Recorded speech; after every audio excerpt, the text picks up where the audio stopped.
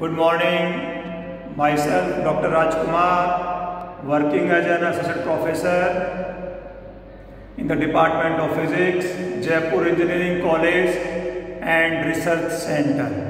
Today I am going to explain the practical to determine the wavelength of helium neon laser and hence determine the coherent length and coherent time of helium neon laser. Outcomes of this practical: after doing this practical, the students are able to learn applicability, teamwork, use of optical instruments to determine the wavelength of the helium neon laser, concept of coherent length, coherent time. Then, what is helium neon laser? It is the first gaseous laser fabricated by Ali Jawan and his co-workers in 1961. It is used to produce a continuous laser beam and it contains the helium and neon gas in the ratio 10:1 by weight. Coherent length and coherent time. The average length for which the field remains sinusoidal is called coherent length, and the average time for which the field remains sinusoidal is called the coherent time, and the relationship between the coherent length and coherent time is given by LC is equals to C into tau C. Now, theory and formula. The wavelength lambda of any spectral line can be find out by using the formula E plus B sin theta is equals to n lambda, where lambda is equals to E plus B sin theta upon n. E plus B is called the grating element, theta is called the angle of diffraction, n is the order of the spectrum. Now students, this is the complete setup for this practical. This is an optical bench on which a scale is given from 0 to 100 centimeter. This is the helium neon laser source. This is the student's grating and this is the optical screen. Here it is seen the scale is also given. Now this is the diffraction grating. This is simply a plain transparent plate such as a glass plate just seen in the diagram, on which equal and parallel number of equidistant lines are drawn with the help of the diamond point.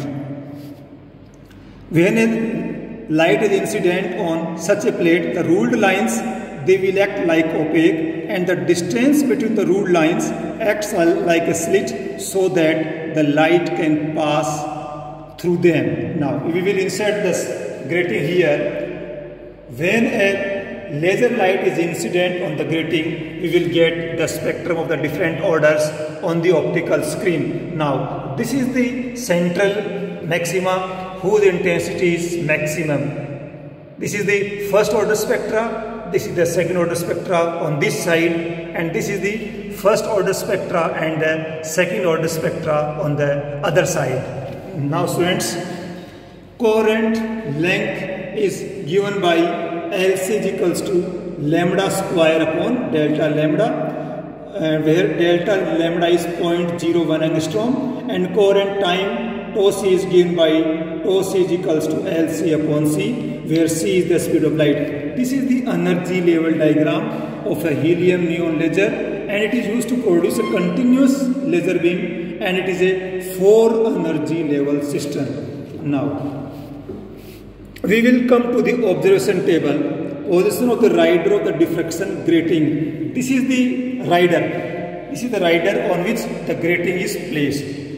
Position of the rider of the optical screen. This is the rider on which an optical screen is placed.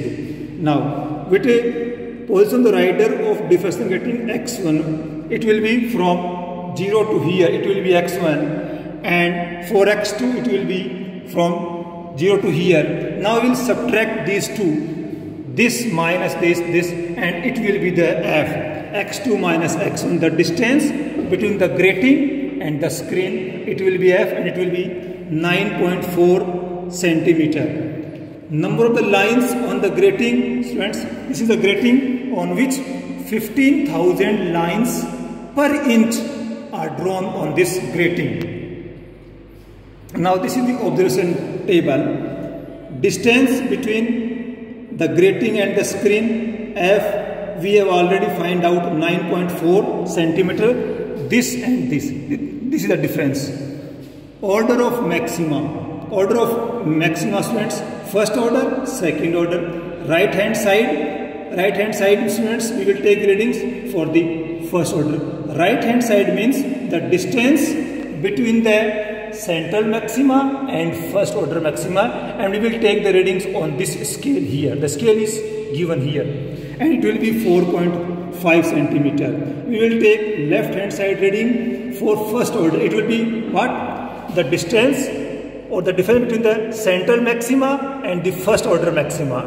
It will be left hand side reading. Now we will take the average of this, it will be xm. Similarly, readings take for the second order. Right hand side, it will be the distance between the central maxima and second order maxima. It will be RHS, and LHS, the distance between the central maxima and the second order maxima. It will be the LHS, and the mean of these two readings, it will be this. So mean of first order reading will be 4.5, second order it will be 11.75. Now we have to find out here in this formula we will use lambda is equals to E plus B sine theta upon n. Yes sir. For finding out wavelength, the formula is E plus B sine theta upon n. For this we will first find out the theta, the angle of the diffraction from this diagram. Now students, this will be the angle of the diffraction for the first order maximum. This is the central order maxima, and this is angle theta for the first order. Similarly, it will be like here for the second order maxima on this side. Similarly, for this angle theta for first order this side and second order this side. Now students, now we will, this will be the xm. xm is the average of the first order spectra. Now we will find out this value by the Pythagoras theorem. Now students, under root x square m plus f, this square plus this square into under root square, it will be gives this value, and it will be 14.7, and for second order it will be 18.2. Now we will find out the angle of the diffraction theta. It will be like this, xm upon this, we will get the angle theta for order 1, and this will be theta for the order of the spectrum 2. Calculations. Number of the lines on the grating is 15,000 lines per inch. Grating element E plus P is, what is E plus P? E plus P is W upon N. W is width of the grating, it will be 2.54 centimeter. N will be 15,000, and we will find out this. It will be equals to 1.69 into 10 to the power minus 4 centimeter. Calculation of wavelength. Now we will calculate the wavelength for helium neon. Let us use formula lambda is equals to E plus B sine theta upon n. So we will find out lambda 1 for order spectrum 1 and lambda 2 for the order of the spectrum 2. For finding out lambda, we will put E plus B into sine theta. Sine theta for the order spectrum 1, it will be 0.30 upon n is 1, and it will be 0.6489 to 10 to the power minus 4 centimeter.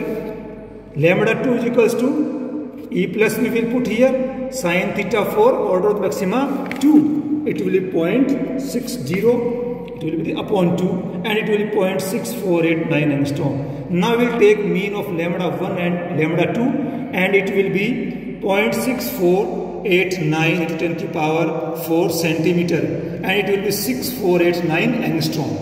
Now we will find out the coherent length. Coherent length is given by the delta lambda is 0.01 angstrom given. So delta L is equals to lambda square upon delta lambda, and it will be 6489 whole square upon 0.01. It will be 107,606 angstrom. Coherent time tau is equals to delta L upon C equals to 107606 into 10 to the power minus 10 upon 3 into 10 to the power 8. It will be 3.5 into 10 to the power minus 14 seconds. Achieved outcomes. The wavelength of the helium neon laser, which we have calculated above it, is 6489 angstrom. Coherent length, it will be 107606 angstrom. Coherent time 3.5 into 10 to the power minus 14 seconds. Expected, the standard value for the wavelength of helium neon laser is 6328 angstrom. Outcome fulfilled, percentage error, it will be 16%. It can be calculated by using formula expected outcome minus achieved outcome upon expected outcome into 100, and it will be 16%. Now these are some of the precautions which we will take while doing this experiment. Height of the laser source, slit, lens and grating, optical screen on all riders should be same. All riders must be aligned along the common axis. Slit, grating and optical screen should be vertical to each other, and grating should be fixed for normal incidence. Thank you.